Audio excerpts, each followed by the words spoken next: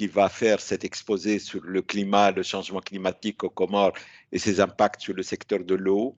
Donc, c'est dans le cadre donc, de notre contrat qu'il y a eu 2 webinaires déjà, comme l'a dit M. Abakar tout à l'heure, et qui seront suivis de 3 conférences donc, qui sont en lien avec notre contrat sur le renforcement de la résilience climatique, de l'approvisionnement en eau potable et l'irrigation de 15 zones les plus exposées à des risques liés au changement climatique dans l'Union des Comores.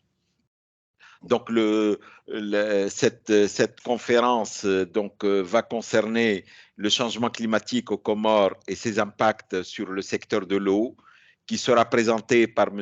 Slahdine Bouzayen, notre expert hydrologue, et donc qui sera suivi par 2 autres conférences. Donc l'une qui sera donc qui tiendra lieu le 10 janvier donc de 2023 de l'année prochaine et qui portera sur la réduction des risques liés au changement climatique dans le secteur de l'eau, et une 3e conférence qui aura lieu le 26 janvier pour un cadre national régional de résilience eau, assainissement et hygiène aux Comores. Donc, sur la messagerie, nous demanderons à chaque fois donc, que chacun des participants à cette conférence puisse mettre son nom, son prénom, sa fonction et l'organisme d'origine, ainsi que le téléphone et l'adresse mail. Ça permettra de fluidifier, si vous voulez, ce contact. Ensuite, on demandera à ce que chacun des participants, s'il a une question à poser en lien avec l'exposé, qu'il puisse la mettre sur la messagerie ou qu'il puisse l'envoyer par mail. Comme ça, le modérateur va relever donc la question et va les sélectionner. Ensuite, à la fin de la conférence, on demandera à chacun des participants de l'équipe à répondre donc aux questions qui sera posées. Ensuite, soyez sûr que chacune des questions, même si une réponse ne sera pas donnée aujourd'hui, le sera donc par mail en réponse directe. Et bien entendu, donc toutes les questions qui seront posées, l'exposé qui sera présenté tout de suite et les débats seront enregistrés, bien sûr, et seront envoyés donc par un lien à l'ensemble des participants, et ils seront mis par la suite sur la plateforme, comme l'a dit M. Abakar tout de suite. Donc, si tout le monde est d'accord, donc je passerai la parole à M. Slahdine Bouzayen pour qu'il nous expose donc le thème portant sur le climat, le changement climatique aux Comores et ses impacts sur le secteur de l'eau. Je vous remercie.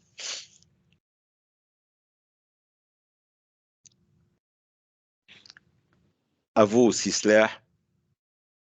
Bonjour, mesdames, messieurs.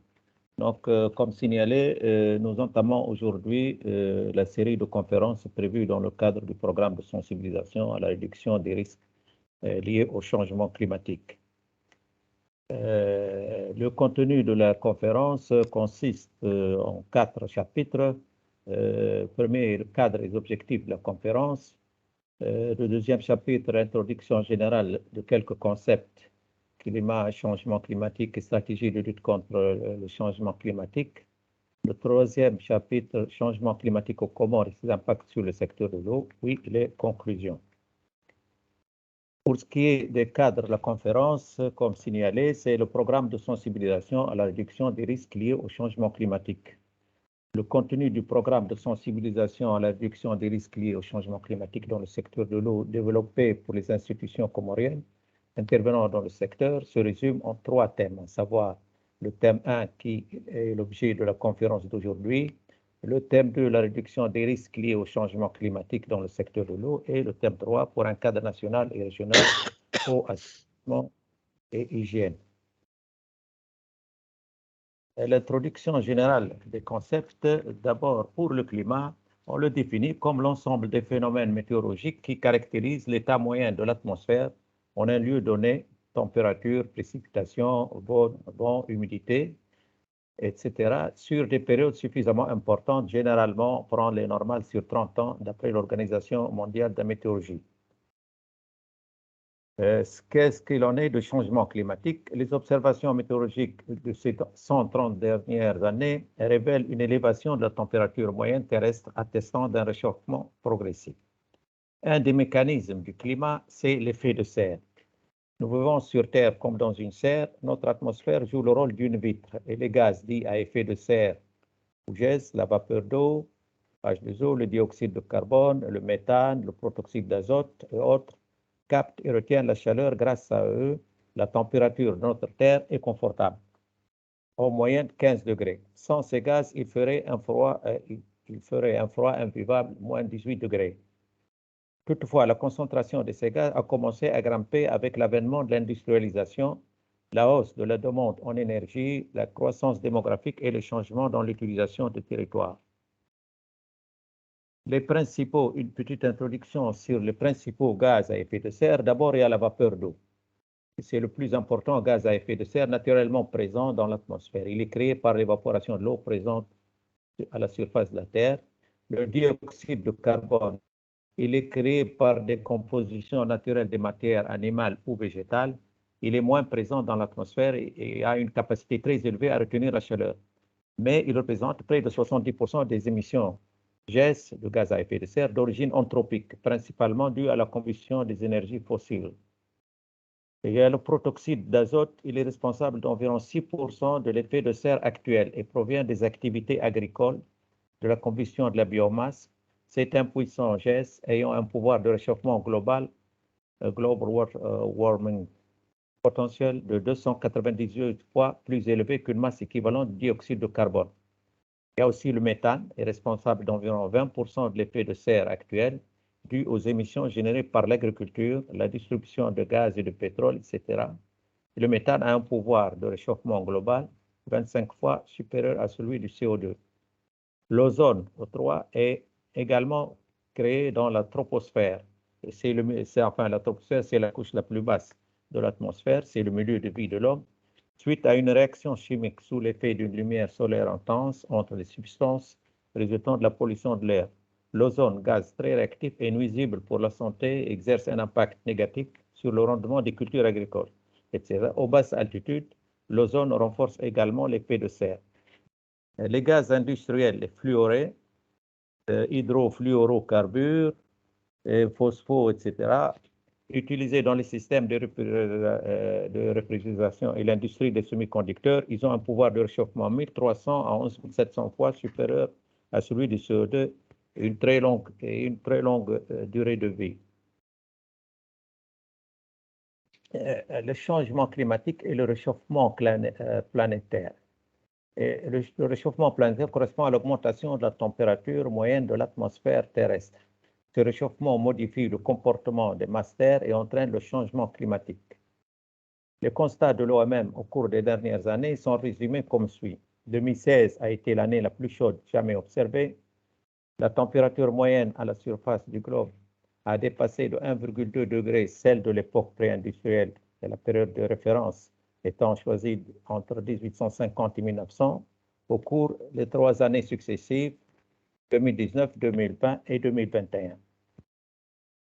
La décennie 2011-2020 a été la plus chaude jamais constatée.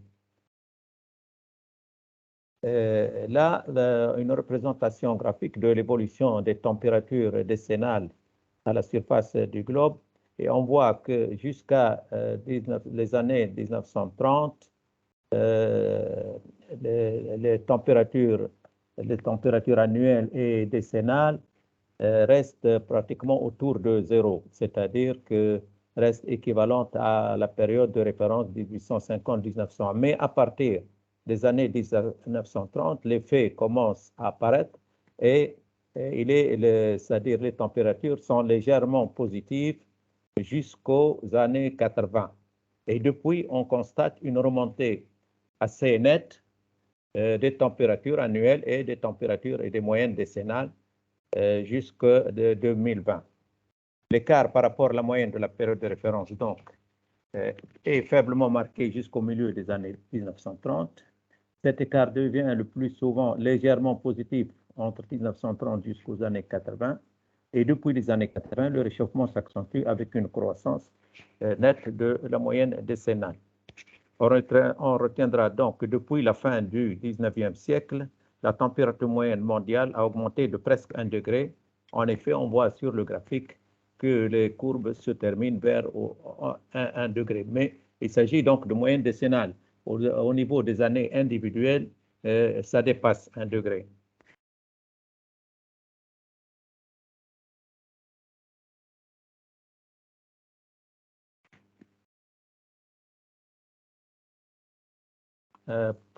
Pour ce qui concerne les années récentes, il ressort de tous les jeux de données analysés par l'OMM, l'Organisation météorologique mondiale, que les 7 années les plus chaudes ont été enregistrées depuis 2015.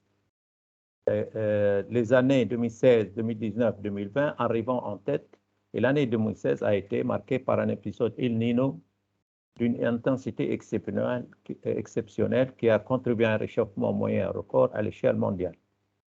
Avec une température moyenne estimée à 1,15 degrés supérieure à celle de l'ère pré-industrielle, l'année 2022, qui va se terminer, se classerait derrière les années 2016, 2019 et 2020.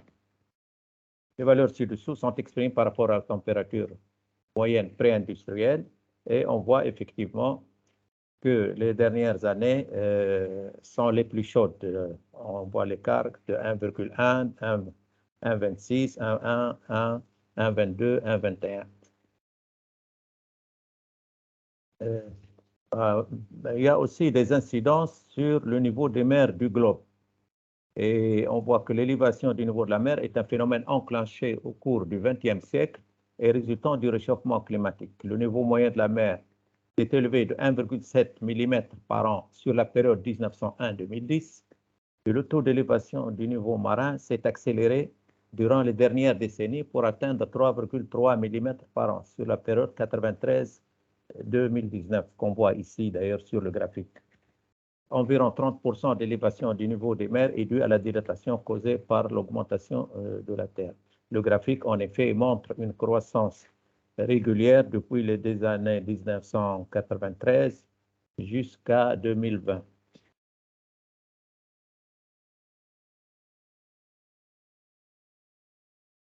Il y a des chiffres clés qui illustrent le changement climatique qu'on essaie de retenir. C'est d'abord pour ce qui est des tonnes de CO2, 37,9 milliards de tonnes de CO2 émises en 2018. Et elle est issue de la combustion des énergies fossiles. Il y a un autre chiffre, 163, entre 1850 et 2012, les émissions annuelles de CO2 issues de la combustion d'énergie fossile ont été multipliées par 160. Un autre chiffre, 0,85 degrés Celsius, entre 1950 et 2012, la température moyenne planétaire a progressé de 0,85. 2012, vous voyez, bon, là, on n'est pas inclus les années les plus chaudes dont on vient de parler tout à l'heure. 1 degré Celsius, au Comores, la température moyenne a gagné près de 1 degré en un siècle. De 8,25 à 8,14, depuis le milieu du XVIIIe siècle, le pH de l'océan est passé de 8,25 à 8,14, c'est-à-dire qu'il y a que les eaux des océans s'acidifient. La banquise arctique décroît en moyenne de 11% tous les 10 ans. Et on voit à côté le graphique qui illustre les composantes du changement climatique, l'augmentation des températures, la fonte des glaces, le niveau des eaux qui monte, les événements extrêmes illustrés par les tempêtes excessives et les précipitations qui deviennent de plus en plus irrégulières et intenses. Quelles sont les causes de ces évolutions climatiques? Les évolutions climatiques peuvent être classées en deux catégories. Il y a des évolutions climatiques naturelles et d'évolution d'origine anthropique due au rôle des activités humaines.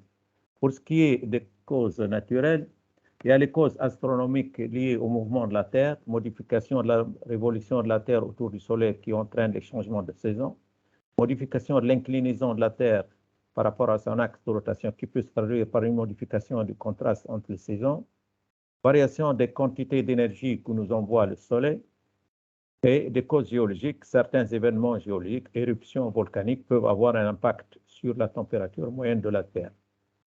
Pour ce qui est des évolutions d'origine anthropique dues aux activités humaines, il y a l'utilisation massive d'énergie fossile, transport, bâtiments, agriculture, déforestation, l'intensification de l'élevage et des cultures, la pollution due aux procédés industriels et au trafic automobile, hausse sans précédent des émissions de gaz à effet de serre dans l'atmosphère, CO2, H2O, CH4, protoxyde d'azote, etc. Les émissions totales de gaz produites aujourd'hui ont augmenté entre 1970 et de 30% depuis 1990. Oui, on a fait 80% depuis 1970 et 30% depuis 1990. Les impacts multiples et interdépendants, les impacts sur l'évolution climatique qui sont multiples.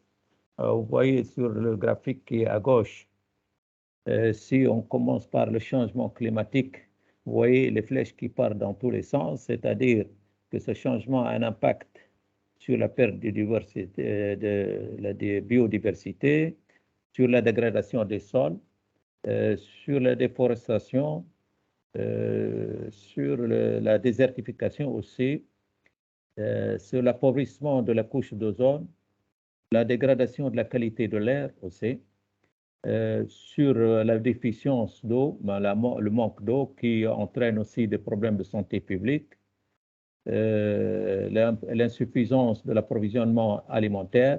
Donc, tous ces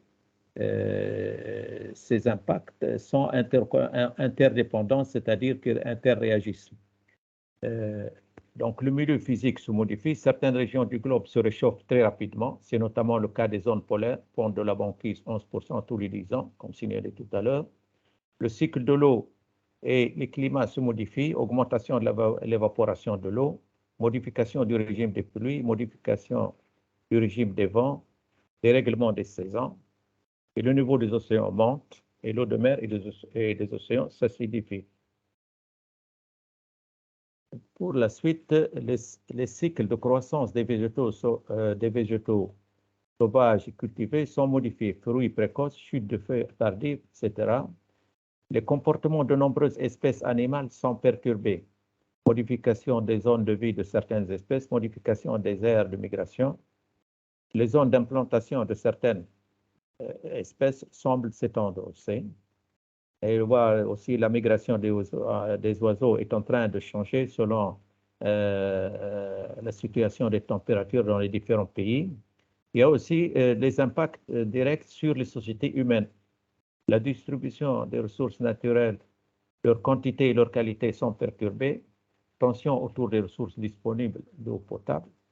Le changement climatique accroît les risques sanitaires aussi, vagues de chaleur, cyclones, inondations, sécheresse, propagation facilitée des maladies à vecteurs. Le rendement agricole et les activités de pêche sont impactés. Insécurité alimentaire, tension autour des ressources.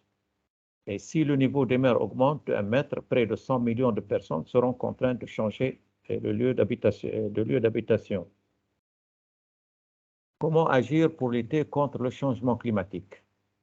Il y a deux mesures essentielles, l'atténuation et l'adaptation, deux approches qui sont complémentaires. Vous avez d'abord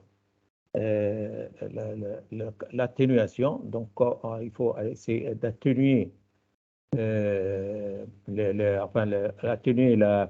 dégagement des gaz à effet de serre. Et une fois que l'impact du changement climatique est là, il faut essayer de s'adapter en adoptant d'autres méthodes de vie conformes un peu à la situation climatique du pays. Donc, les méthodes d'atténuation visent à réduire les émissions de gaz à effet de serre. qui est essentiellement la cause de l'évolution des températures et par suite des changements climatiques. Et la démarche d'adaptation est complémentaire des actions d'atténuation. Elle vise à adapter les sociétés humaines au climat actuel ou attendu, ainsi qu'à ses conséquences, afin d'en réduire les impacts. L'adaptation au changement climatique s'appuie sur deux piliers essentiels. D'abord, la résilience aux événements extrêmes, sécheresse, crues, orages, et d'abord l'anticipation des changements dits progressifs, diminution des recharges de nappe, par exemple. Alors, comment lutte la société humaine pour sensibiliser à ces événements et essayer de faire quelque chose? Il y a eu des événements politiques internationaux. D'abord, ce qu'on appelle la conférence des parties.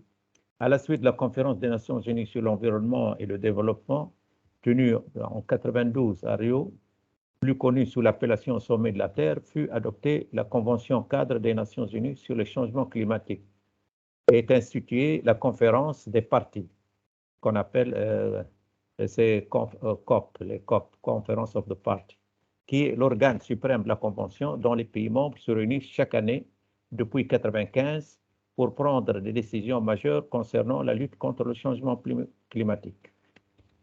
Et alors, la lutte internationale contre le changement climatique, il y a la chronologie des événements politiques internationaux. En 88, il y a la création du GIEC, le GIEC étant un groupe d'experts intervenant sur l'évolution du climat. Il est organe scientifique de la Convention cadre. Il est un organe intergouvernemental chargé d'évaluer la réalité, les causes et les conséquences des changements climatiques en cours.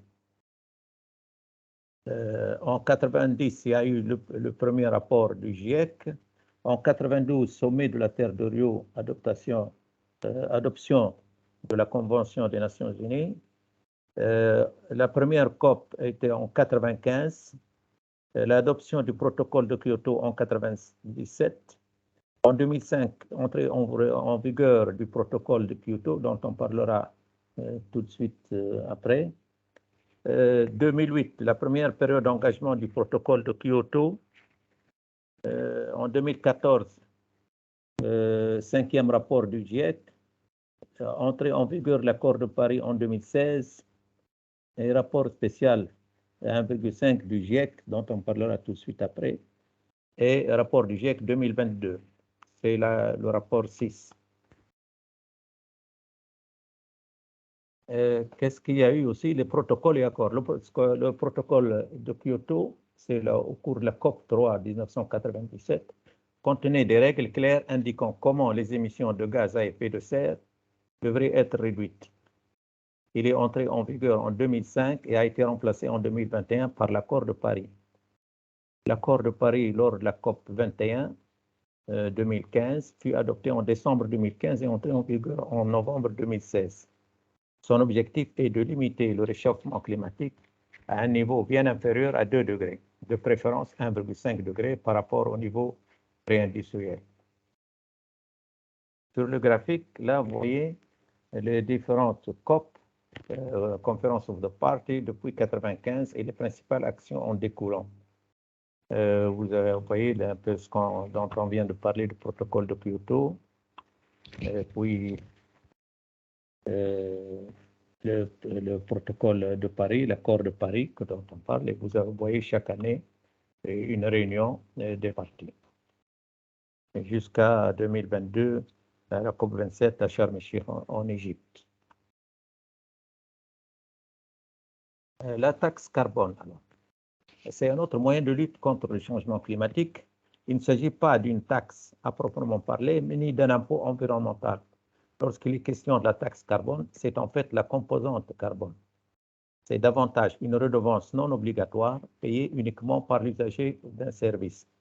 C'est comme si vous ne faites pas le plein d'essence, vous ne paierez pas la composante carbone. Donc, c'est une redevance qui inclut les matières qui provoquent l'effet de serre, le gaz à effet de serre. La taxe carbone fonctionne sur un principe de pollueur-payeur. Plus un produit émet de gaz à effet de serre, plus il est taxé. L'apparition d'idée d'une taxe carbone à un niveau international lors du protocole en 1997. L'objectif était d'encourager les entreprises et les citoyens à changer leur mode de fonctionnement pour tendre vers des alternatives écologiques. Elle fait de nouveau son entrée lors de la COP 21 en 2015. Elle apparaît comme un des moyens efficaces de lutte contre le réchauffement climatique. Et là, on voit ici un exemple, une illustration graphique de l'impact de cette taxe carbone sur l'évolution d'émissions de gaz à effet de serre. Là, effectivement, c'est un exemple qui est pris. C'est l'impact de la taxe sur l'emploi total et les émissions de carbone du secteur manufacturier français. Et vous voyez la taxe carbone. Plus elle augmente lorsque le graphique bleu, plus la taxe carbone, le prix de la taxe carbone augmente, et plus l'effet sur les émissions de CO2 descend. Donc, vous voyez sur l'axe de gauche, c'est le prix de la tonne la tonne de carbone qui est en train de monter de 2013 jusqu'à 2018. Et vous voyez le pourcentage, l'impact en pourcentage décroissant de l'émission des gaz à effet de serre, effet sur l'émission des émissions de CO2. Voilà. Vous voyez que jusqu'à 2018, lorsque le prix de la taxe carbone augmente, l'impact sur la réduction des émissions de CO2 est en train de grandir dans le sens négatif, évidemment. Alors, le GIEC a aussi entrepris de faire des scénarios pour le futur. Voilà. Donc, le 6e rapport d'évaluation du GIEC, il a en effet publié plusieurs rapports depuis sa création, et le 6e rapport est le plus actuel, qui est publié entre 2021 et 2022. Donc, le 6e rapport d'évaluation du GIEC a évalué les résultats projetés en matière de température d'un ensemble de 5 scénarios basés sur le cadre de SSP. Le nom de ces scénarios se compose du SSP sur lequel ils sont basés, SSP1, SSP2, SSP5, combiné avec le niveau attendu de forçage radiatif en l'an 2100, 1,9 à 8,7 watts par mètre carré. Il en résulte le nom de scénario SSPX YZ, c'est le forçage radiatif. Le 6e rapport, donc, a choisi d'évaluer la réponse du climat à 5 scénarios socio-économiques ISSP pour trajectoire socio-économique commune, Shared Socio-Economic Pathway, qui couvre l'éventuel développement futur possible des facteurs anthropiques du changement climatique. Les 5 scénarios retenus par le GIEC sont les suivants. 2 scénarios avec des émissions de GES élevées à très élevées, SSP3 7, SSP5 8,5. Un scénario avec des émissions de GES intermédiaires, SSP2 4,5. Et 2 scénarios avec des émissions de GES très faibles et faibles, SSP1 1,9 et SSP1 2,6. Et vous avez sur le graphique à droite l'évolution des températures prévues selon les différents scénarios. Vous voyez que les scénarios les plus favorables sont ceux qui sont situés en bas, en bleu, SSP1. C'est-à-dire, ces scénarios nécessitent des engagements des pays. Alors, si les pays s'engagent à réduire les gaz à effet de serre,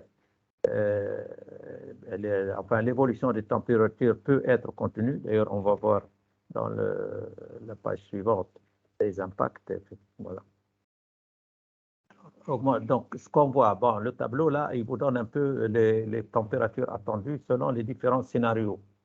Donc, vous voyez dans la première colonne les différents scénarios avec et décrits par rapport à l'émission de gaz à effet de serre. Vous voyez le premier scénario avec des émissions de GES très faibles, émissions de CO2 réduites à 0 vers 2050.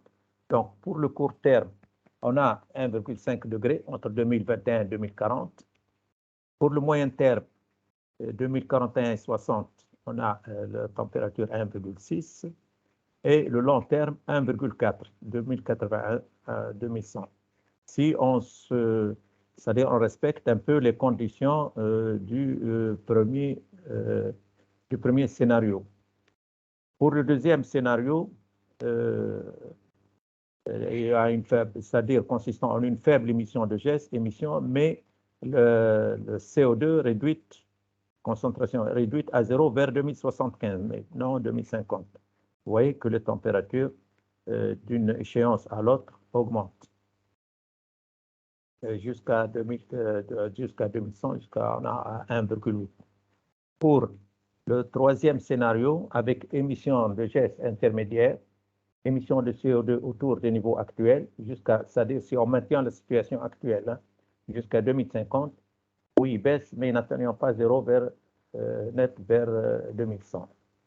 Donc, les températures augmentent nettement compte tenu des conditions de respect de ce scénario, c'est-à-dire 2100, on arrive à 2,7 degrés. Pour le SSP 3.7, les fortes émissions de gaz, doublement des émissions de CO2 vers 2100 et les températures vont aller jusqu'à 3,6 degrés. Pour le scénario le plus grave, c'est l'émission de gaz très élevée, triplement des émissions de CO2 vers 2075. Vous voyez que les températures peuvent arriver en moyenne à 4,4 degrés. Donc, dans tous les cas, les températures continueront d'augmenter au moins jusqu'aux années 2050. Le seul scénario qui donne un fléchissement de ces températures, c'est le premier scénario très favorable qui donne vers 2100 1,4. Mais jusqu'à 2100, tous les scénarios adoptent une démarche enfin progressive. Donc, le scénario le plus optimiste permettrait de continuer le réchauffement à 1,6 degré, fourchette entre 1,2 et 2, d'ici le milieu du siècle, avant d'amorcer sans certitude une légère décrue au tournant des années 2100 pour redescendre à 1,4 degré, entre 1 et 1,8. Le scénario le plus pessimiste prévoit un réchauffement entre 3,3 et 5,7 degrés, avec une estimation moyenne de 4,4. En tout état de cause, le réchauffement de 1,5 et 2 degrés, objectif visé dans l'accord de Paris qui lie toutes les nations du globe depuis 2015, sera dépassé au XXIe siècle, à moins qu'une réduction profonde des gaz à effet de serre intervienne lors des prochaines décennies. Donc, c'est essentiellement si on essaie d'adopter le premier scénario qui est difficile. Donc, pour tous les autres scénarios, l'objectif visé par l'accord de Paris va être certainement dépassé.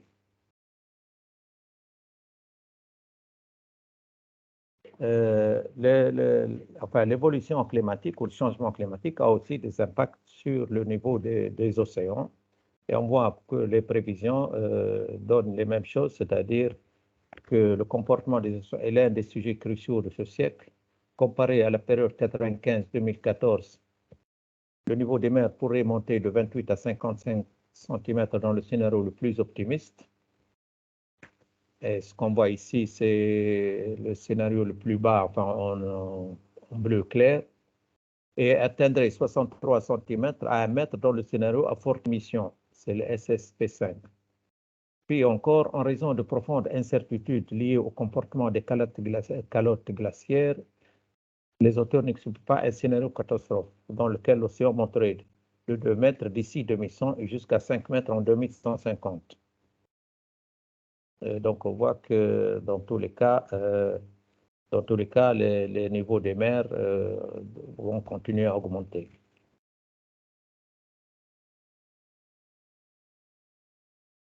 Les événements extrêmes vont se multiplier et s'intensifier. Sous l'effet des dérèglements climatiques, les épisodes extrêmes vont s'emballer. Les fortes précipitations risquent de se multiplier et de s'intensifier dans la plupart des régions. Idem pour les tempêtes tropicales, dont la fréquence et la brutalité vont s'accentuer. C'est ce qu'on est en train de voir maintenant sur le continent américain, où il y a de fortes tempêtes de neige qui ont bloqué toute la ville. À 2 degrés Celsius de réchauffement, un épisode de température extrême qui apparaissait une fois tous les 10 ans au XIXe siècle se produira 5 à 6 fois par décennie. Et à 4 degrés de réchauffement, il se produira presque tous les ans. Ces vagues de chaleur seront également bien plus torrides. Le réchauffement va également intensifier les saisons et les épisodes très secs. est très humide, aggravant sécheresse et inondation. Actuellement, on voit même ici en Tunisie que les pluies depuis la saison n'ont pas dépassé 20%, 30% des moyennes. Et on a un climat au mois de décembre comparatif au début d'été. C'est un événement aussi rare. Les moussons seront plus sévères partout dans le monde, en particulier en Asie du Sud, de l'Est et du Sud-Est, et en Afrique de l'Ouest. Maintenant, on va passer à ce qui se passe aux Comores. Les caractéristiques moyennes des îles Comores, le climat est de type tropical humide sous influence océanique, marqué par une saison chaude et pluvieuse décembre à mai et une saison sèche et fraîche juin à novembre. Les températures moyennes se situent entre 23 et 35, avec des minima à 14 et des maxima à 38. Dans les régions côtières, les moyennes annuelles varient entre 25 et 27 et elles décroissent avec l'altitude et peuvent s'abaisser au-dessous de 10 degrés sur certains sommets. Pour les températures mensuelles, on remarque que le mois le plus frais est le mois d'août, avec environ 24 degrés 5. Le mois le plus chaud de l'année est partout le mois de mars, avec plus de 27 degrés en moyenne. La pluviométrie moyenne peut atteindre 2500 et dépasser sur certains sommets cette valeur, mais celle-ci varie beaucoup d'une île à l'autre et d'une région à l'autre et à l'intérieur de chaque île, aussi selon l'exposition au vent dominant. Là, on a tracé quelques graphiques sur l'évolution interannuelle des températures à Moroni et on voit effectivement que autant pour maximal, minimal et moyenne, les températures vont augmenter. La même chose pour Awani en juin, on voit aussi que les températures augmentent. Pour ce qui est de la pluviosité, on voit aussi qu'il y a une faible décroissance de la pluviométrie annuelle étudiée à Wani. Voilà. Et là, le graphique des courbes, là, l'alternance des périodes, il montre l'alternance des périodes excédentaires et déficitaires. Et on voit que sur le tableau d'en bas, il y a une période très déficitaire, c'est la période 1987 à 2008, et qui correspond à la partie descendante de la courbe, enfin des courbes sur les trois îles, c'est-à-dire sur Moroni. On a pris 3 stations, Moroni, Wani et Bandar Salem. Et on voit qu'entre 1997 et 2008, il y a une décroissance de ces courbes-là qui montre que la pluie, par exemple, à Moroni, elle est réduite à 60%. Et on a enregistré 86% de la pluie moyenne et 84% à Bandar Salem.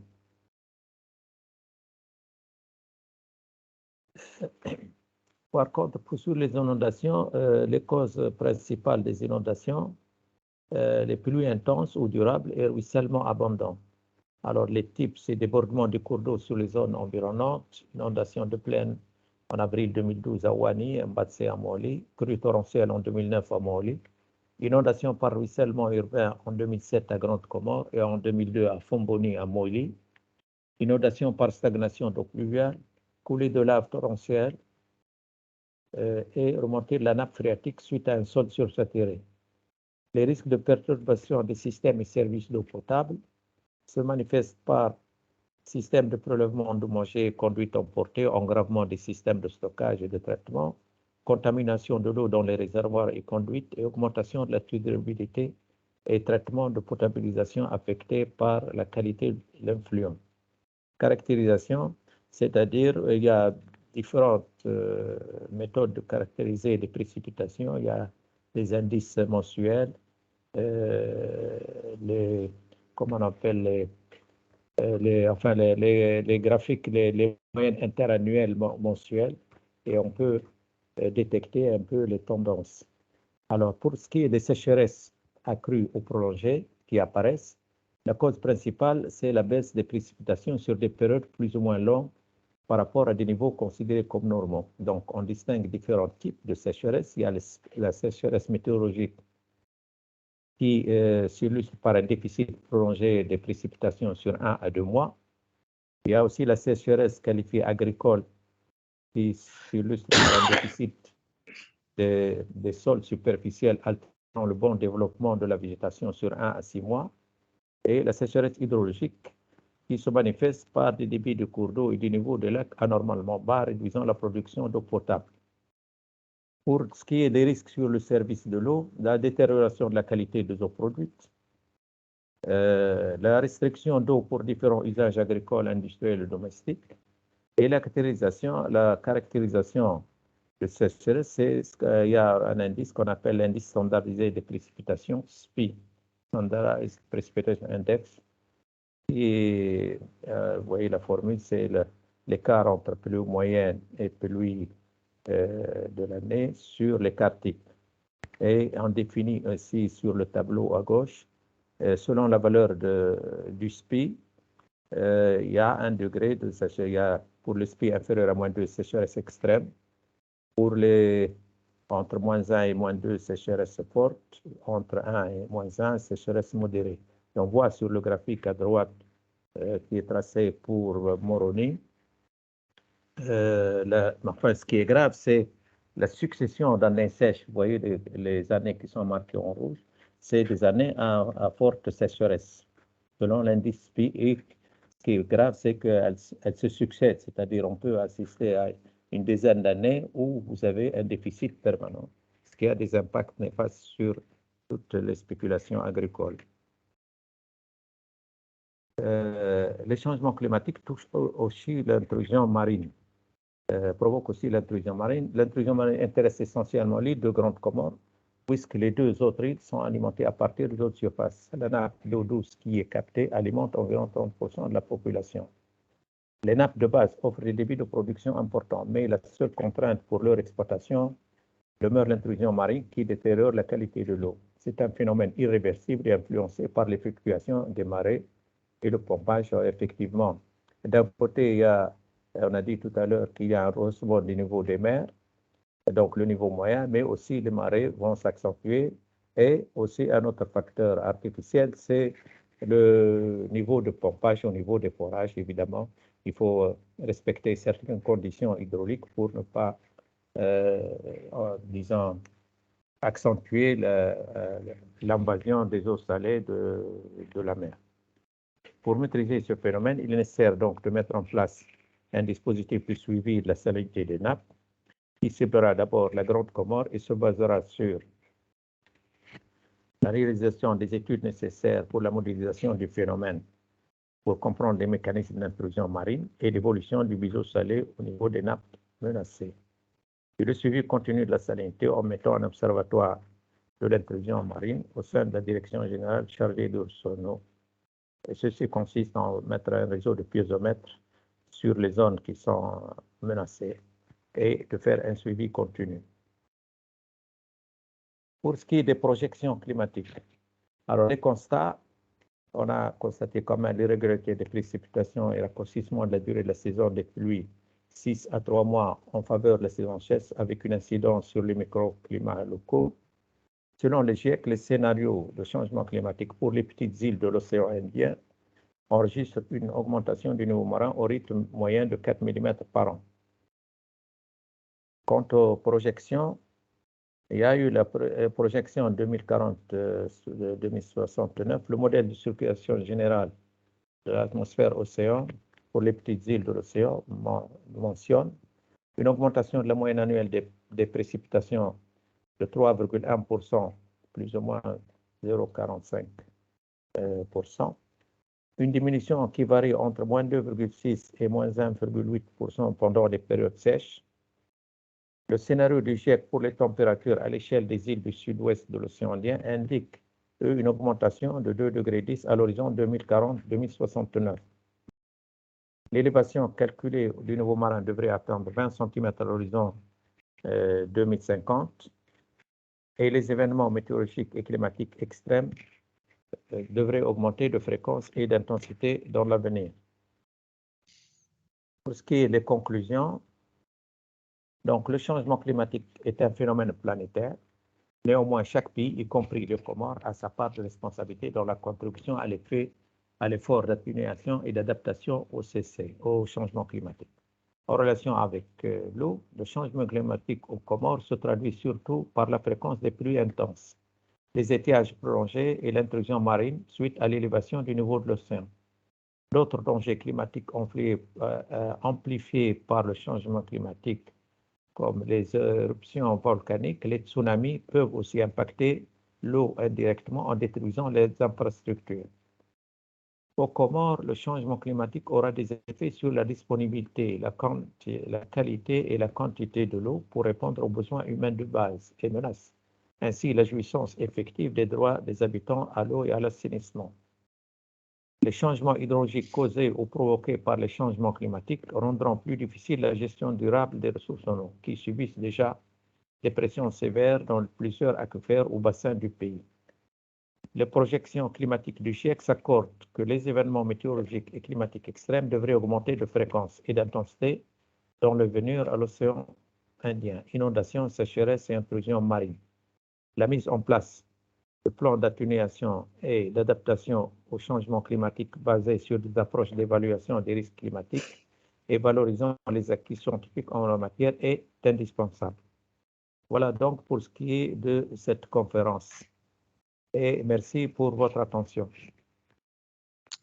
Merci, c'est Bouzaïen pour cette conférence.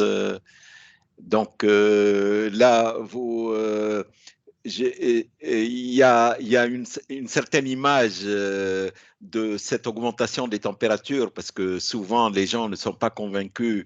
Ils disent qu'une augmentation de 1 degré, là on peut aller jusqu'à 4 selon les scénarios. Donc, et la gravité se sent parce que vous imaginez la température humaine, si vous voulez, le corps humain a une température moyenne, disons, entre 36,5 degrés et 37 degrés, une augmentation de 1 ou 2 degrés déjà, donc surtout si nous avons un petit enfant donc qui commence à alerter le médecin, les risques de convulsions, vous savez que ça commence à 39 degrés, et déjà une augmentation de 4 degrés, c'est-à-dire atteindre les 41 degrés, on entre vraiment dans la marge, je dirais, de danger donc réel. Donc là, on ne peut pas s'amuser donc avec la nature comme on ne s'amuse pas avec le corps humain, et des augmentations de température de ce niveau donc doivent alerter tout le monde donc à ce niveau. Mis à part donc les augmentations des précipitations avec les phénomènes d'inondation qui s'en suivent, l'augmentation des périodes de sécheresse avec les différents types de sécheresse, avec toute la problématique qui se pose, et bien sûr pour les îles de l'océan Indien, donc, et pour les îles en général, c'est cette augmentation des niveaux de mer et des océans qui, pour les zones basses déjà, donc constitue un danger imminent, je dirais, et pour les ressources en eau souterraine particulièrement, donc avec les risques de salinisation de ces eaux. Et cette salinisation, ça peut atteindre même des points de non-retour, c'est-à-dire c'est des nappes entières qui sont complètement délaissées à cause du degré de salinité qui augmente. Vous savez, une eau potable peut être bue jusqu'à une salinité, je dirais, de 1,5 g par litre, mais dès que ça dépasse les 1,5, bien qu'elle reste saine, si vous voulez, du point de vue bactériologique, mais le problème du goût de cette eau ne peut pas être toléré par l'humain et même pour les animaux, donc pour leur abreuvement. Donc là, il est important donc que des campagnes de sensibilisation soient menées donc à tous les niveaux pour que les gens soient suffisamment conscients de ces risques de changement climatique. Voilà, je vous remercie. Je pense, si M. Abakar est d'accord, on ouvre peut-être le débat avec les questions que ceux qui suivent avec nous, donc cette conférence, puisse les poser et nous sommes à l'écoute.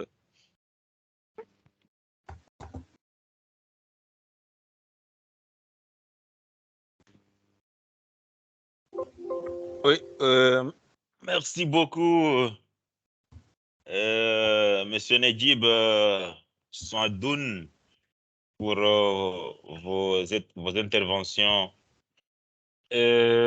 Moi, j'avais des questions que j'ai posées sur la boîte suite. Je voudrais savoir si au niveau de l'île d'Anjouan, s'il y a des scénarios sur l'assèchement des rivières et des cours d'eau pour dans les 10 années à venir, ou bien dans les... Est-ce que le changement climatique sur l'île d'Anjouan, on peut déjà envisager un assèchement de rivières, ou bien aller plus loin, même jusqu'à identifier des rivières que d'ici 10 ans ou bien 20 ans ne seront plus capables de fournir des quantités d'eau pour la population ou bien pour l'agriculture. Est-ce que c'est des choses qui peuvent se faire? Est-ce que c'est envisageable? Est-ce qu'on peut aussi se projeter là-dessus? Voilà, c'était ma première question. Ma deuxième question, comme vous l'avez mentionné sur le dernier diapositive sur les cas de tsunami et de volcans, comme vous le savez, nous sommes des îles volcaniques et donc on est tout le temps exposé à ce genre de problèmes qui une fois était arrivé aux Comores, où on a eu une tentative d'éruption au niveau du pays, et on a eu un rejet massif de la poussière qui était tombée à des quantités énormes sur l'ensemble de l'île de la Grande Comore. Et disons que toutes les micro-bassins ou bien les petits réservoirs domestiques étaient contaminés par ce phénomène.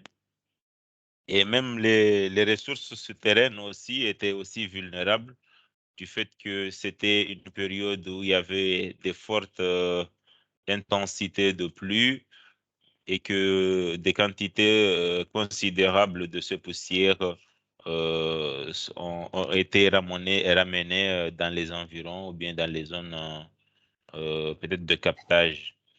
Et je me dis, est-ce que il y a des solutions que l'on peut envisager par rapport à ce genre de problème, notamment en ce qui concerne les tsunamis aussi, que nous sommes aussi exposés par rapport à ça. Donc, c'est un peu mes deux questions que je voulais poser aux panélistes. Merci beaucoup. Bon, M. Najib, je réponds. Oui. Je pense que c'est le mieux donc de le faire au fur et à mesure, oui.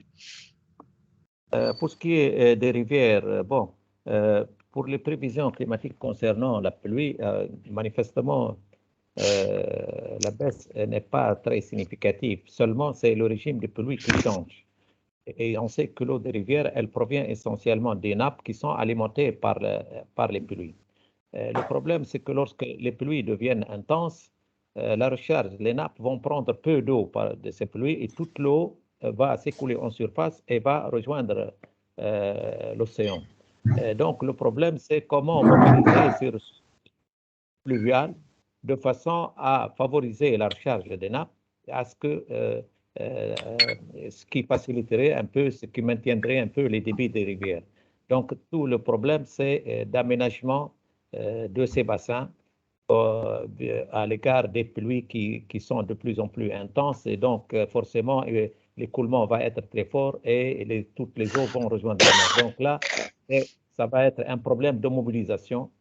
D'abord, traitement des bassins versants de façon à ce que même si la pluie tombe de manière très intense, qu'il y ait quand même suffisamment d'eau qui s'infiltre dans les nappes, qui maintiendrait le débit des cours d'eau à un niveau acceptable. mais aussi un problème de mobilisation par des ouvrages collinaires, aussi petits soient-ils, mais des ouvrages qui maintiendraient l'eau et qui faciliteraient la recharge des nappes et éventuellement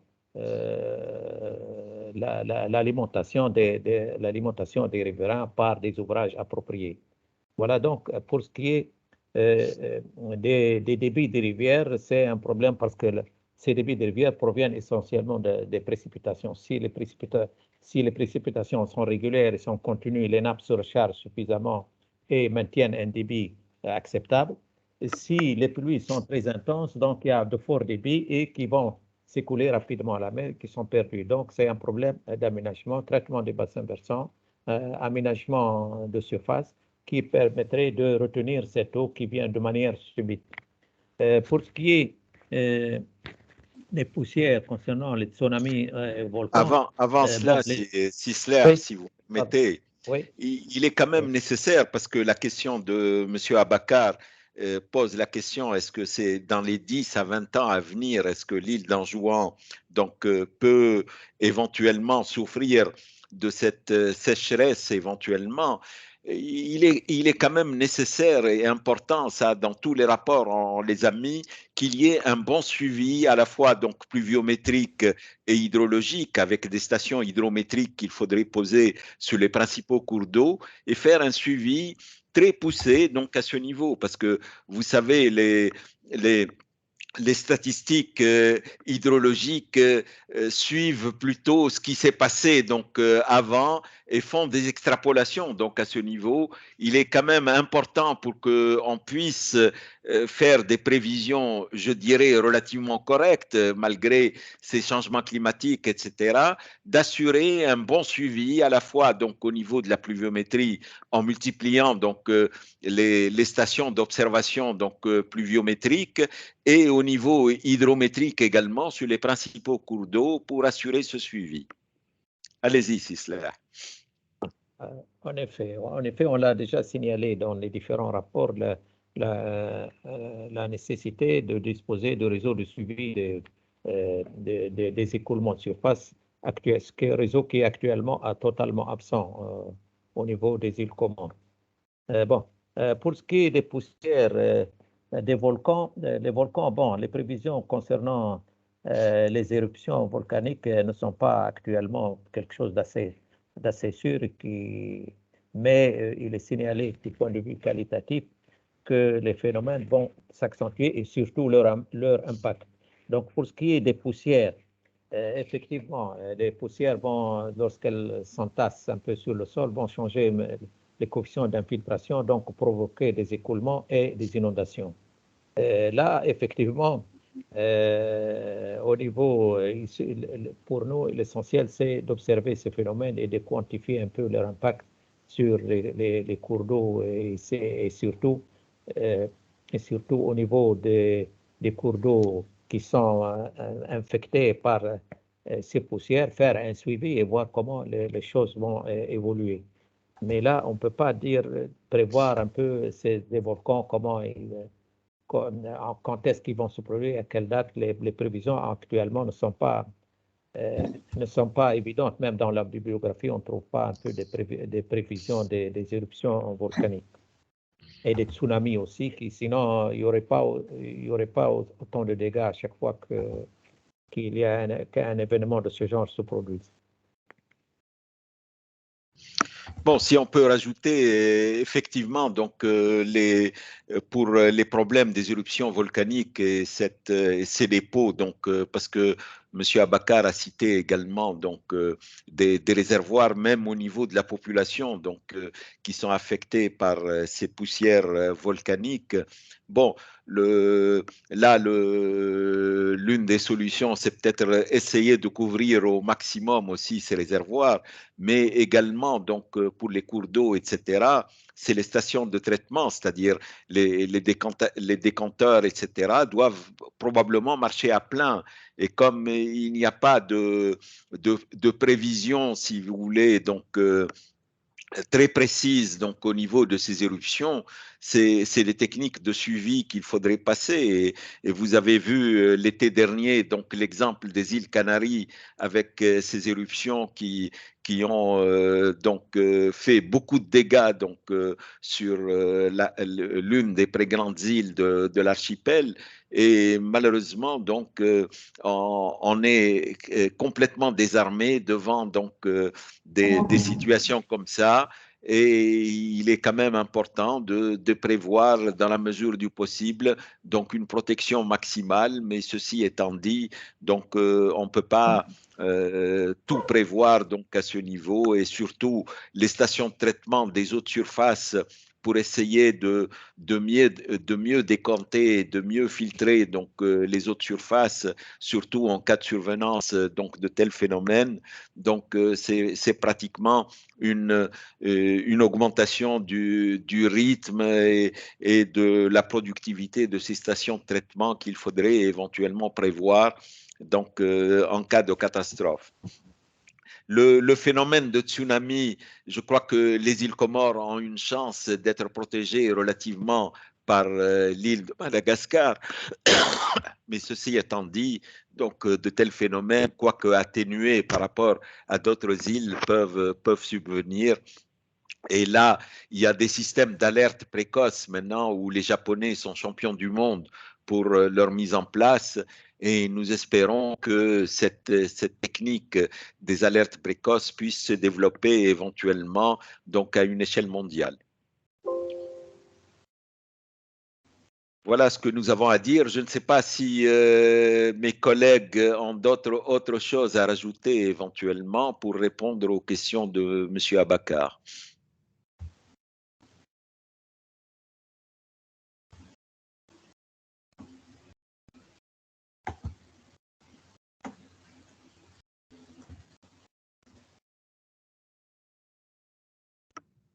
Sinon, est-ce qu'il y a d'autres questions éventuellement qui sont posées par nos invités à cette conférence? Il y a la question de monsieur là, dans un pays comme le nôtre, je lis tel qu'elle ressort sur le message, dans un pays comme le nôtre, jonché par des problèmes économiques très crispants, fait qu'une partie de la population se désintéresse au sujet climatique. Comment y faire face? Oui, comme on l'a dit et comme on l'a écrit donc, dans pas mal de livrables donc, que nous avons mis au point, il y a quand même des actions de sensibilisation et de communication qui sont très poussées à faire. Vous savez que dans certains pays, et particulièrement les pays nordiques, donc qu'ils soient scandinaves ou américains, ça commence dès le stade de l'école, je dirais, où on montre donc aux jeunes élèves ces problèmes donc de changement climatique, les répercussions de ces changements donc sur la vie de tous les jours et particulièrement donc pour nous pays arides, parce que le Canada ou les pays scandinaves, il y a une profusion d'eau quand même. Ils ne peuvent pas souffrir quantitativement au plan quantitatif d'un manque d'eau, mais ce n'est pas notre cas parce que comme on l'a expliqué, donc des sécheresses prolongées ou des contaminations par l'invasion marine donc des nappes peuvent vraiment, donc je dirais entre guillemets, assoiffer certaines de nos contrées, donc particulièrement aux îles Comores. Donc les conséquences peuvent être importantes et terribles, je dirais, si des actions de sensibilisation, les actions de sensibilisation peuvent aller au niveau aussi bien de l'économie d'eau et de savoir comment utiliser l'eau de façon qu'elle ne soit pas gaspillée donc, et qu'on puisse la conserver aussi bien au niveau quantitatif que qualitatif, que aller jusqu'à donc des problèmes pour surtout au niveau de l'utilisation de ces nappes, regarder les techniques de pompage alterné comme c'est expliqué dans certains de nos rapports, c'est-à-dire pendant les périodes de haute marée, si vous voulez, et essayer de ne pas puiser dans les nappes les plus à proximité, dans les forages les plus à proximité du littoral, mais plutôt utiliser les forages qui sont plus éloignés donc du littoral. Comme ça, donc l'appel d'eau et surtout l'appel du biseau salin se ferait de façon moindre. Donc ce sont tout un programme, je dirais, de sensibilisation, de communication qui se pose dès le stade, je dirais, de l'école au niveau des jeunes écoliers pour aller jusqu'aux spots publicitaires, qu'ils soient donc des spots de sensibilisation plutôt, qu'ils soient dans les masses médias, donc à une échelle nationale ou régionale ou même locale. Donc, il y a des blogs, il y a des sites donc, sur les diverses masses médias qui ont comme intérêt donc, de sensibiliser donc, toute cette population au risque au changement climatique.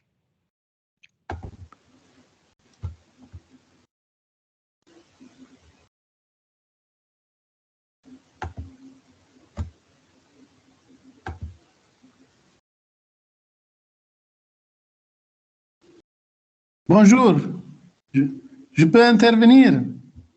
Oui, si, Monsieur Abbassi.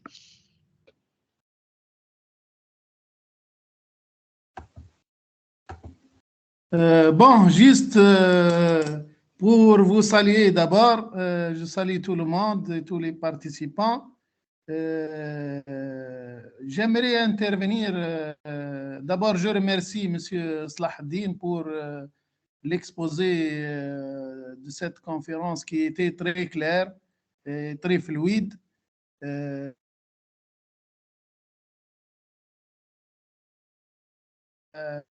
Méthodologique pour traiter le changement climatique et pour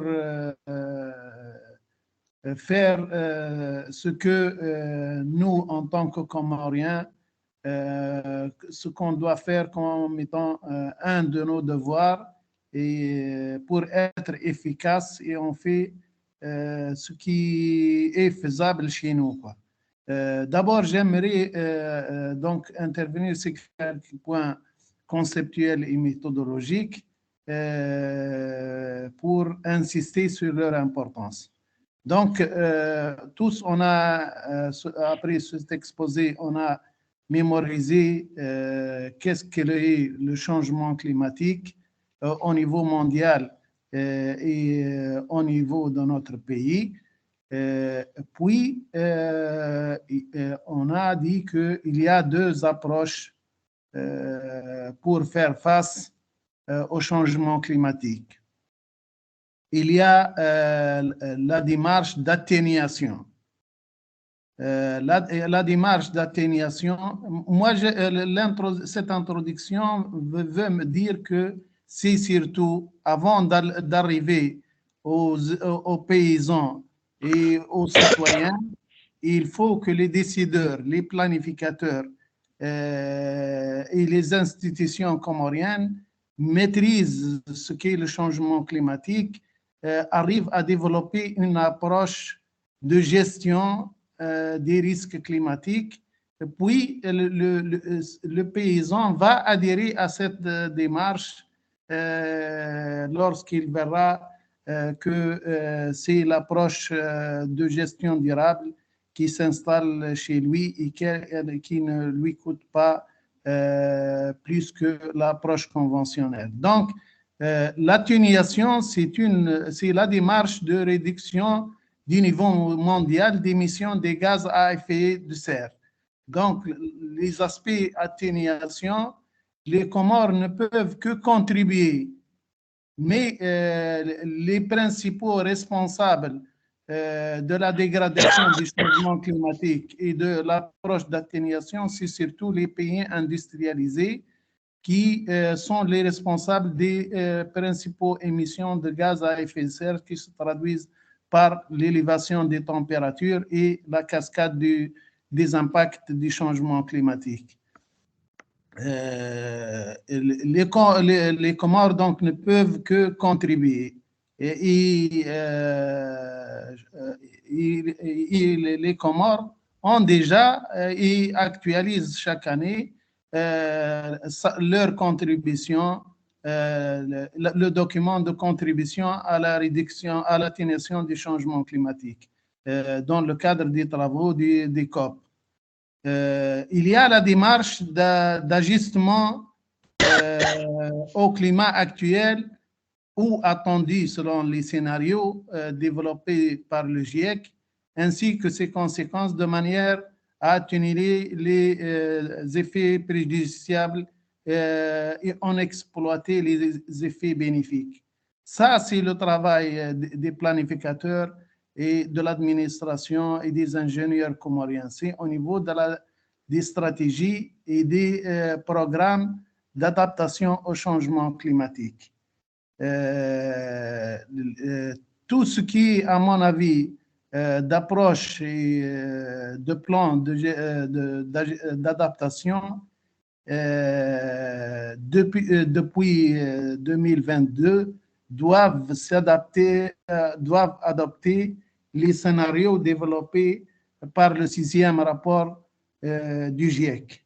Il y a un changement au niveau de l'approche en matière d'établissement des SSP. Les SSP sont en français, c'est les trajectoires socio-économiques partagées. Partagées, c'est-à-dire partagées entre les communautés internationales. Donc, ces trajectoires SSP, Shared Socio-Economic Pathway. Donc, selon l'importance des émissions de gaz à effet de serre, le GIEC a développé des scénarios. Donc, nous, en tant que planificateurs et responsables au niveau des Comores, si on veut travailler sur les changements climatiques, on doit partir des scénarios. Donc, on doit fournir un effort important pour assimiler ces scénarios. Regardez, il y a tout un document spécial qui est produit par le GIEC sur les pays de l'océan Indien, où les résultats sont extrapolés pour ces régions-là. Donc, on peut commencer par aussi s'approfondir sur ces scénarios-là et voir comment les appliquer pour les Comores. Et ainsi, dans les projets sur les ressources en eau, sur l'aménagement, ils doivent contenir une partie qui essaie de développer à partir de ces scénarios du GIEC comment la situation, que ce soit à Paris ou la situation locale, comment les choses vont évoluer dans les années futures. Donc, il y a, je reviens un peu, donc, il n'y a pas un scénario préétabli pour les zones spécifiques au niveau des îles. Il y a toujours un travail pour voir, selon ces scénarios-là, comment les choses vont évoluer. Et on essaie d'imaginer dans nos conceptions de projets de contenir et de limiter l'impact des scénarios établis après l'examen des scénarios régionaux, des SSP régionaux que le GIEC a développés. Donc, l'effort est surtout orienté et surtout de la responsabilité de l'administration et des institutions comoriennes pour s'appliquer et essayer de développer des outils spécifiques qui permettent de cadrer le changement climatique au niveau des Comores.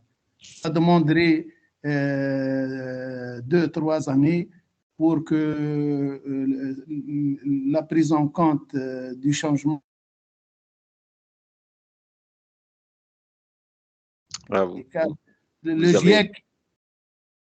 Vous avez été coupé, si vous pouvez reprendre un petit peu la dernière phrase. Donc, comme j'ai dit que dans les futurs projets pour la gestion intégrée des ressources en eau, d'ici 3 années, on devra fournir un important effort au niveau des Comores pour cadrer l'intégration du changement climatique et des nouveaux scénarios du GIEC établis en 2021-2022 pour les intégrer dans l'approche GIR au niveau des Comores.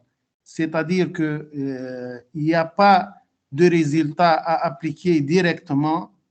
On passe par l'assimilation des scénarios du GIEC, leur application au niveau des îles de l'océan Indien, puis un travail localisé au niveau des Comores pour voir comment on les intègre dans nos projets et comme ça, on garantira que nos interventions au niveau des Comores et nos approches de gestion des ressources en eau soient cadrées par la démarche d'adaptation au changement climatique. Merci. Merci, Tia Abessi, pour cette intervention et cet éclairage. Donc, pour dire la relation entre les résolutions, les scénarios présentés par le GIEC et leur application éventuelle, donc, est nécessaire quand même aux Comores, donc, par le biais d'intégrer donc ces scénarios donc dans l'approche GIR qui est quand même une approche qui est convenue par le Code de l'eau et imposée par le nouveau Code de l'eau et qui est quand même une étape importante donc au niveau de la protection des ressources en eau, donc à ce niveau. Il y a une question qui a été posée sur la messagerie par M. Bakar. Donc, concernant l'usage des produits phytosanitaires dans l'agriculture, la question est à quel niveau de pollution peut-on se situer sur la qualité de la ressource? Sommes-nous dans un danger critique par rapport aux produits chimiques en termes de concentration sur la qualité de l'eau? Là, notre réponse donc à ce niveau, c'est toujours un réseau de suivi qualitatif, comme on l'a mis dans nos rapports. Et quand même, il est bien précisé donc qu'au niveau des ressources en eau souterraine, parmi les plus menacées, et bien sûr les ressources en eau, il y a même des kits qui sont mentionnés pour essayer de faire des prélèvements périodiques, donc d'échantillons d'eau à des fins d'analyse. Et dès qu'il y a une alerte, que ce soit donc qui peut toucher la qualité des eaux, qu'elle soit d'origine, je dirais, accidentelle, qu'elle soit d'origine anthropique, c'est-à-dire une utilisation agricole ou bien un accident quelconque, donc à ce niveau, que l'alerte soit donnée donc immédiatement pour que parer au plus pressé et regarder quelles sont les solutions à apporter donc au niveau d'un risque de changement de la qualité des eaux qui rendrait ces eaux non potables d'un seul coup ou à la longue. Alors, par contre, une surveillance et un suivi donc, sur une longue durée de la qualité de ces eaux donc, pourra aussi nous permettre d'extrapoler donc ces données et de dire on atteint le seuil par exemple de gravité pour dire que tel type de pollution ou tel type de cultures qui sont pratiquées en utilisant des produits phytosanitaires, donc ils doivent être arrêtés sur tel domaine, si vous voulez, qui touche la ressource en eau, c'est-à-dire ce qu'on a dit donc dans les protections. Vous savez, il y a tout un chapitre dans nos livrables qui demande une protection, qu'elle soit immédiate une protection rapprochée, une protection éloignée. Pour l'immédiate, donc les solutions sont claires.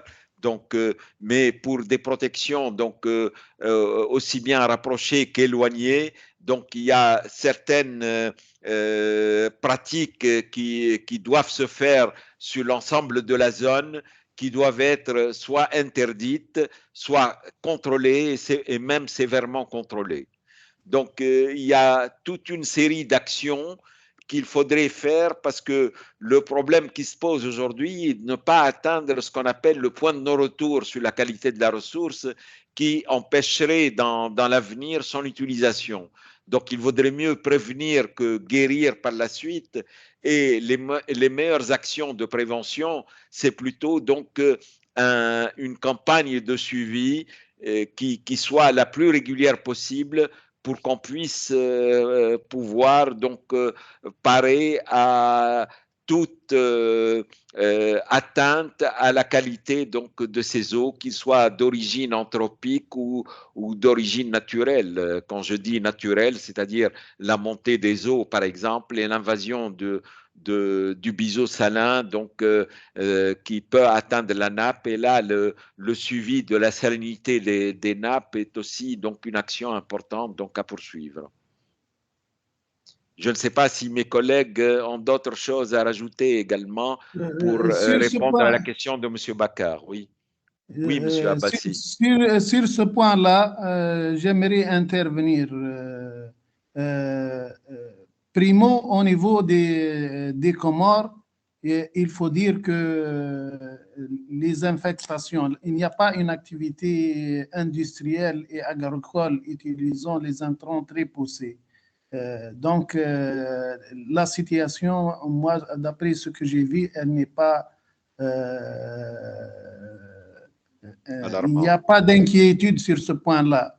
Toutefois, au niveau du PSSE, nous, on a dit qu'il y a l'étape 3 qui est l'identification des dangers et des événements dangereux et l'évaluation des risques initiaux.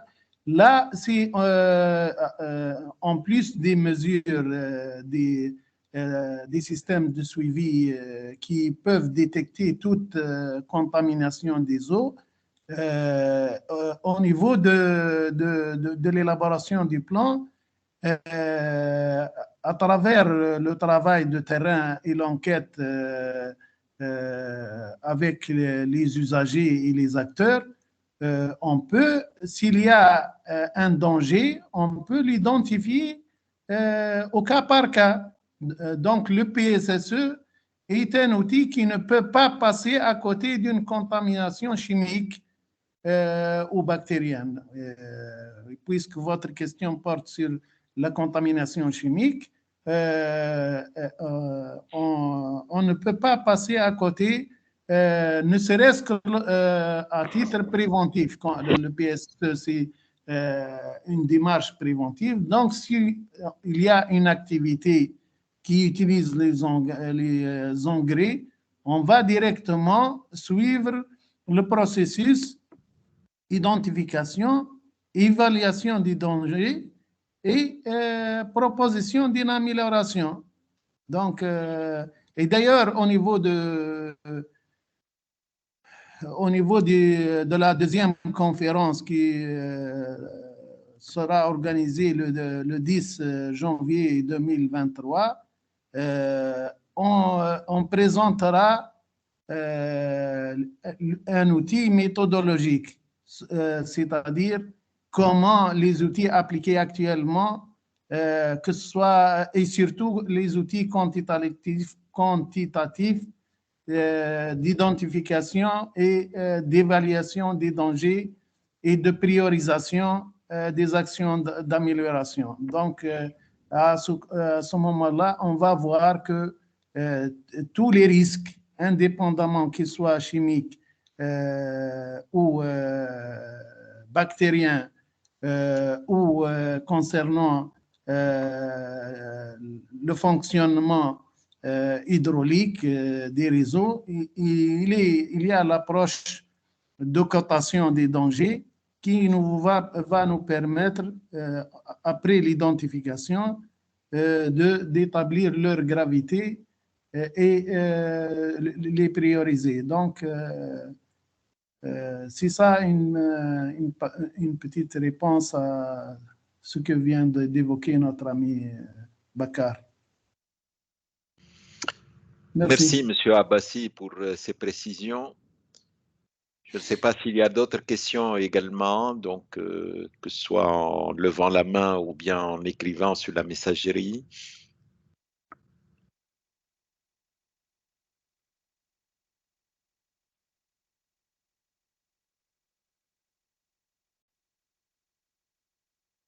Monsieur Abakar, vous suivez toujours avec nous?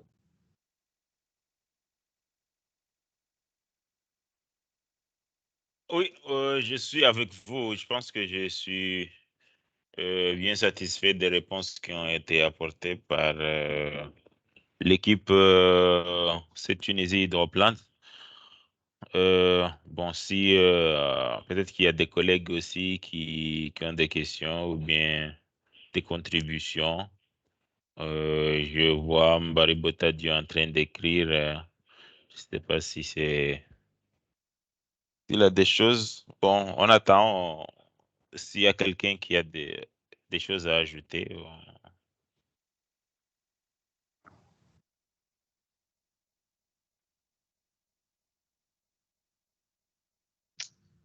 Voilà, il y a Monsieur Tadio donc, qui a posé la question. Donc, nous voyons d'après les rapports produits que les impacts des effets des changements climatiques sont directs sur la qualité et la quantité des ressources en eau pour boissons et agricoles, ainsi que les ouvrages hydrauliques au niveau du pays. Quand nous observons l'évolution des cours d'eau, si les conditions actuelles continuent, ainsi, est-ce qu'on ne court pas les risques directs d'être dépourvus d'ici quelques années sur certains systèmes d'AEP d'Anjouan ou Moélie? Bon, a priori, moi, ma réponse, donc, comme nous l'avons dit, il faudrait aussi être relativement précis à ce niveau, et ça ne peut être fait que par un réseau de suivi aussi bien quantitatif que qualitatif, aussi bien au niveau des autres surfaces qui vont intéresser surtout les îles d'Anjouan et Moélie. Mais ceci étant dit, donc on ne peut rien nier pour l'avenir, et il vaudrait mieux se préparer à des scénarios, je dirais, non pas les scénarios catastrophiques, mais au moins des scénarios qui ont plus de chance ou de malchance de se passer dans les prochaines années. Donc il faut s'y préparer pour essayer, comme on l'a dit, donc de jouer sur l'économie d'eau et éviter le gaspillage des eaux. Et ça, il y a plusieurs techniques qui ont été déjà donc passées en revue par nos livrables, et surtout avec ce réseau de suivi de la qualité et de la quantité, donner les alertes en temps opportun pour dire que telle ressource en eau est en train de se dégrader, il faut arrêter rapidement sa dégradation. Et là, comme l'a précisé M. Abbassi tout à l'heure, c'est PSSE qui vont donner l'alerte, et c'est pour ça qu'il est préconisé de pouvoir les dresser donc assez rapidement pour que tout le monde, avec ces actions participatives donc de tous les usagers donc au niveau de la mise en place de ces PSSE, donc tout le monde est au courant et tout le monde est d'accord pour les mesures qui sont à prendre pour essayer de limiter tant soit peu donc les dégâts qui peuvent être portés sur la ressource, qu'elle soit d'eau de surface ou d'eau souterraine sur la Grande Comore. Mais il est quand même important de passer rapidement donc à ces actions et d'identifier les dangers donc au cas par cas, comme l'a précisé M. Abbassi. Et je pense que le sujet, comme l'a rappelé M. Abbassi, de la prochaine conférence peut nous édifier donc beaucoup sur les mesures qui sont à prendre pour parer donc aux difficultés que nous pourrons vivre à cause des changements climatiques qui s'annoncent déjà. Je ne sais pas si M. Abbassi ou quelqu'un parmi l'équipe peuvent rajouter autre chose. Oui. Je vais préciser quelque chose. Oui, Sislah, oui. Bon, je vais retourner un peu sur la pluie. Les îles Comores disposent de beaucoup d'eau, d'un potentiel en eau très très important. Vous avez des pluies qui dépassent 1500 à 2000 mm de pluie. Bon, en plus, cette pluie-là tombe sur des zones à relief. Ça veut dire qu'il y a un écoulement de surface très très important. Donc là, il n'y a pas, malgré même les prévisions et les scénarios du GIEC, il n'y a pas une diminution substantielle de la pluviométrie. Et déjà, à ce niveau-là, au-delà de 1000 et 1500 mm, c'est beaucoup de pluie. Le problème, c'est comment transformer cette eau de pluie qui tombe naturellement sur les montagnes en eau mobilisable, en eau exploitable. Là, c'est un problème de mobilisation, c'est un problème d'aménagement. Et comment cette eau-là, au lieu de la laisser s'écouler à 90% dans les océans, comment la retenir, comme font beaucoup de pays d'ailleurs, comment la tenir sur le continent.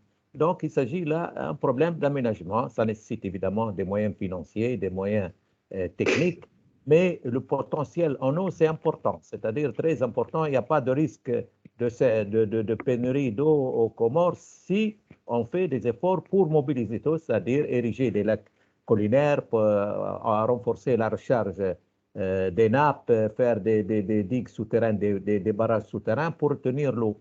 Mais le potentiel en eau, il est très, très important au niveau des îles Comores. C'est un problème de mobilisation, évidemment, ça nécessite des moyens financiers, mais le potentiel est là. L'eau, elle est là. Ce n'est pas comme beaucoup de pays où il n'y a pas d'eau. Là, ils doivent recourir aussi au dessalement de l'eau de mer et tout ça. Et en plus, les îles Comores sont entourées d'océans. Donc là, le problème d'eau n'existe pas, c'est un problème de moyens. Et il n'y a pas, même au niveau des cours d'eau, c'est-à-dire si on traite un peu comme il faut les bassins versants, on fait ériger des retenues, le débit des rivières peut rester. Mais ça, c'est un mode d'utilisation assez classique et naturel, c'est des captages au fil de l'eau, c'est le plus facile. Mais évidemment, les choses se compliquent avec ces changements climatiques. Mais le potentiel reste très important au niveau des eaux de précipitation. Voilà ce que j'ai à dire. Oui, tout à fait. Donc, je partage entièrement l'avis de M. Bouzayan à ce sujet quant au potentiel, mais le problème, c'est transformer ces potentialités justement en ressources mobilisables et maîtrisables surtout par l'humain pour que on répond aux besoins de la population. Bon, les techniques de dessalement, c'est tant qu'on n'a pas résolu le problème de l'énergie, parce qu'on ne peut pas résoudre les problèmes de dessalement sans la résolution de l'énergie. Et Dieu soit loué, comme on dit, l'énergie solaire, par exemple, les îles Comores en disposent, et l'essentiel, c'est de pouvoir exploiter cette ressource qui est un don du ciel et qui doivent être, les mobilisations doivent se faire également pour que, avec les énergies renouvelables et notamment le solaire, on puisse savoir, et là les exemples existent dans le monde et particulièrement des exemples aux îles Canaries que je citais tout à l'heure, où l'énergie solaire contribuait à utiliser le dessalement et des techniques de dessalement qui sont très bien étudiées pour permettre un usage de l'eau pratiquement 24 heures sur 24, même en l'absence du soleil pendant la nuit, et avec des techniques très développées à ce niveau. Je ne sais pas s'il y a autre chose à rajouter, sinon il y a une autre question qui ou une remarque, mais ces dernières années, plus de nombreux cours d'eau ont disparu à Anjouan et en Mohélie. Il pleut de moins en moins, c'est ce que les études actuelles ont révélé. Oui, dans un sens, même le problème qui se pose, même si la pluviométrie comme l'a dit M. Bouzayan, peut rester donc à un niveau global, à un même niveau. Il s'agit de lutter contre les pluies intenses, parce que les pluies intenses ne favorisent pas les infiltrations, comme l'a dit M. Bouzayan dans son exposé, mais elles favorisent plutôt les écoulements vers l'océan. Donc, les techniques d'aménagement des bassins versants, donc en faisant que ce soit des actions de CES ou que ce soit donc des actions donc de captage, qu'elles soient au fil de l'eau ou des captages par des retenues collinaires ou même des réservoirs souterrains, donc des barrages souterrains, je dirais, qui peuvent favoriser donc la rétention de l'eau, que ce soit en surface ou en souterrain, donc et qui peuvent favoriser donc la mobilisation de cette pluviométrie qui reste tout de même importante, mais qu'il s'agit donc de savoir comment la capter à chaque fois où c'est nécessaire pour éviter donc l'écoulement donc des eaux douces vers l'océan. Ensuite, alors, une autre question qui s'amène, quelles sont les conséquences directes et indirectes de la salidification marine dans les écosystèmes marins? Bon, là, je pense qu'il faudrait que des biologistes marins qui sont pas dans nos équipes donc puissent y répondre, mais je crois qu'il y a de nombreuses études qui sont faites à ce niveau et qui montrent que l'acidification marine a des conséquences néfastes sur à la fois les écosystèmes marins, donc par le fait d'attaques au niveau donc de ce qui peut constituer la nourriture donc du milieu et particulièrement des poissons, que ce soit donc d'autres attaques, peut-être M. Abbassi ou quelqu'un d'autre pourra être plus précis que moi donc à ce niveau, mais nous savons que cette acidification donc marine ne contribue pas donc à l'amélioration des écosystèmes. Monsieur Abbassi ou quelqu'un d'autre peut-être pourront rajouter des choses à la question de Maoulida. Voilà, je peux rajouter quelque chose, si Najib. Oui, c'est Monsieur Bouzayan. Plus l'océan devient acide, moins le plancton se développe et moins il produit d'oxygène nécessaire à l'équilibre océanique et atmosphérique. À terme, si les populations de plancton s'effondrent, cela pourrait avoir des conséquences sur la quantité d'oxygène de l'air que nous respirons. Voilà ce qui est donné par Google maintenant. Oui, oui, effectivement. Donc, tout ce qui contribue donc à la vivacité, je dirais, du milieu et de l'écosystème peut se dégrader rapidement. Donc, le manque d'oxygène, bien sûr, y contribue. Nous savons qu'il y a certaines zones qui, par manque d'oxygène, donc deviennent tout à fait donc impropres à une vie marine quelconque, que ce soit une vie de la flore ou de la faune marine, donc à ce niveau. Et donc, il y a effectivement de grands dangers qui peuvent être courus rien que par l'augmentation du pH donc, au niveau des océans. D'autres précisions encore ou d'autres questions? Donc, juste pour l'acidification, plus l'océan devient acide, moins le plancton se développe et moins il produit d'oxygène nécessaire à l'équilibre océanique et atmosphérique.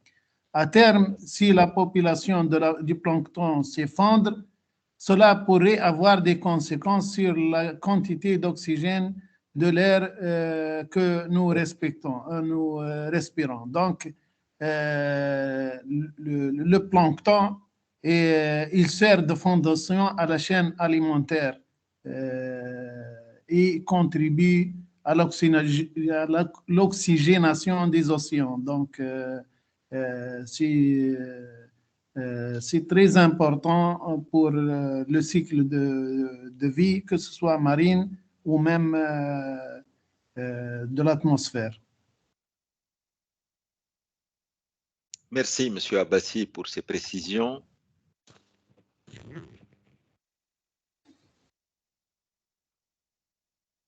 D'autres questions?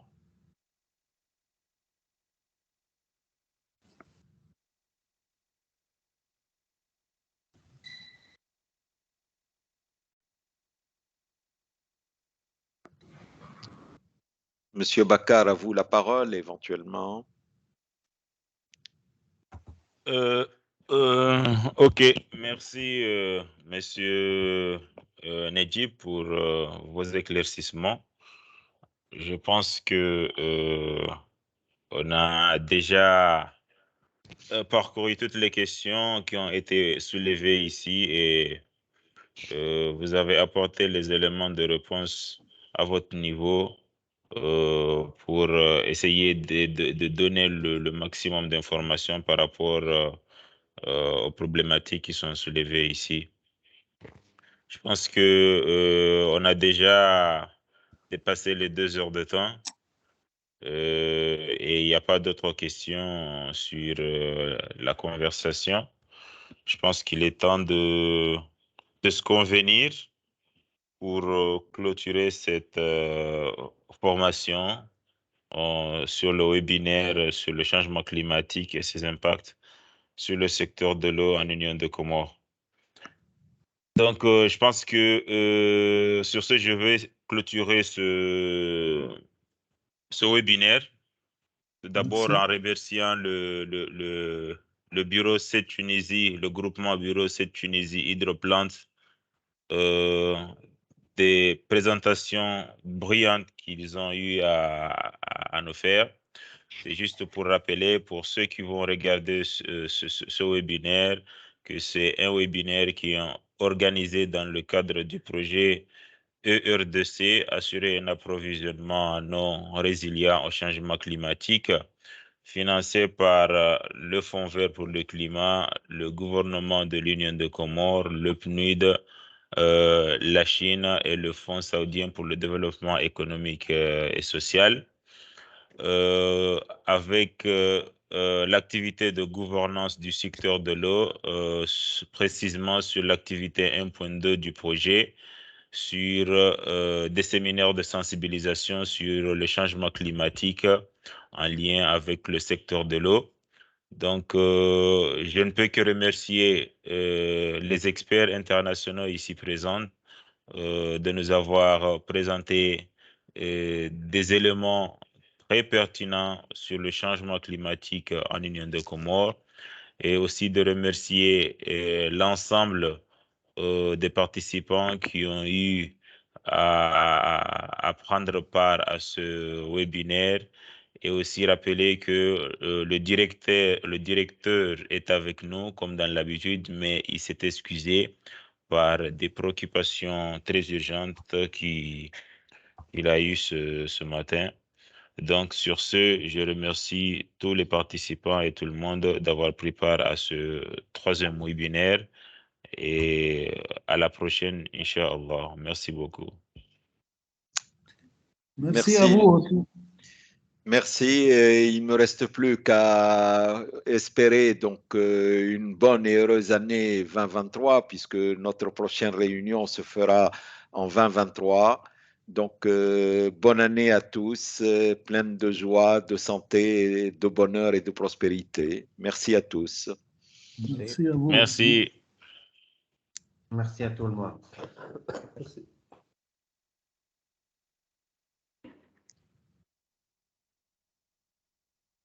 Bonne année à tous.